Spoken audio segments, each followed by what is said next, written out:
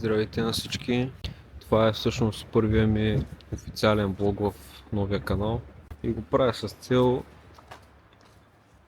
така да направим едно бързо опознаване и защо всъщност съм го направил този канал.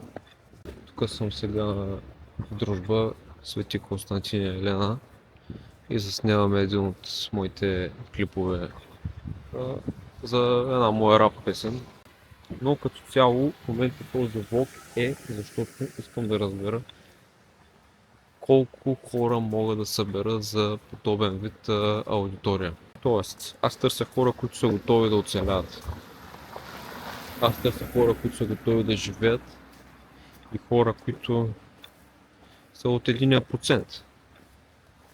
Интересувам се от хора, които искат да се учат, искат да избягат от матрицата и не са някакви филмари. Това е много важно. Хора, които не пият, хора, които не трусат, хора, които имат за цел да контролират своите пороци. Това са хората, които аз търся. Това е таргет. И темите са много. Може да се говорят изключително много неща. Кое вреди, кое е полезно.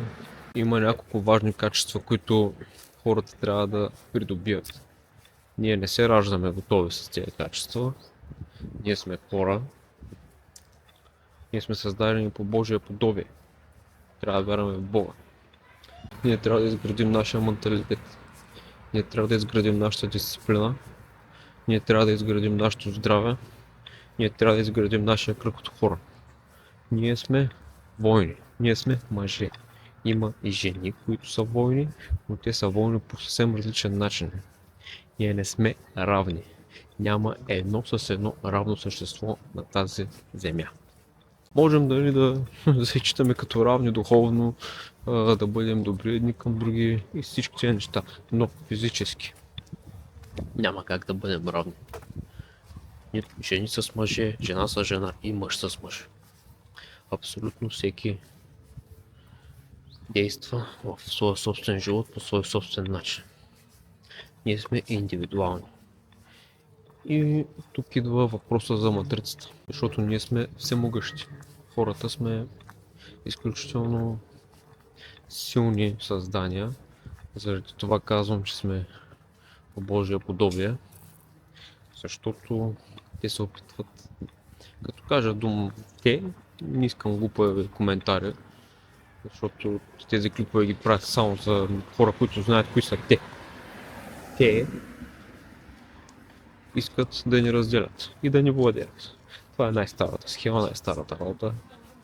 Опитват се да ни разделят мъже, жени, опитват се да ни вкарат филми в главата, главите, главата, моето съзнание. Ние сме енергия, ние сме свързани. Ние сме едно цяло хората. Трябва да бъдем задружни, трябва да се обичаме, трябва да сме здрави. Това са неща. Аз в момента го правя този клип, за да обобщя какво представлявам аз като човек и защо правя този канал. Вече се изясних. Според мен е изключително важно да има хора като мене, които говорят за тези неща. Защото тук говорим за едно масово пробуждане, което трябва да се състои и то в най-скоро време, защото е наложително. Ето тук сега ще вляза в тая гора. Това всъщност е за което се борим. Дървета, животни, ние хората, благополучието, Божия план. Защото много хора са слепи и много хора не виждат цялата картина и не виждат войната, която се състои, не виждат страните, които водят войната. Това е много важно. Това е много важно да погледнеш голямата картина и че нямаш място в този канал. Защото не искам хора, които просто гледат и се рефлектират какви работи прекарат. Не са за тук изобщо. И това не е секта, но можеш да го считаш и като секта. Защото наистина това си е като секта 1% от хората, които мислят да подобрят живота на мястото, на което живеем Земята. Но какво представлява Земята е съвсем друга тема. Ако някой с тази лека подсказка разбира за какво говоря, какво представлява Земята, може да коментира нещо, като допълнителна догадка. Защото тая тема е забранена. важното нещо, което правя всъщност с музиката е, че вкарвам в нея теми, които са нашумели. Говоря, нали, понеже съм рап изпълнител, говоря неща, които са свързани с рапа пряко, но се опитвам и да правя нещата с цел образование. С цел младите хора, докато слушат музика, която е готина, защото аз правя готина музика, хубава, свежа, понякога агресивна.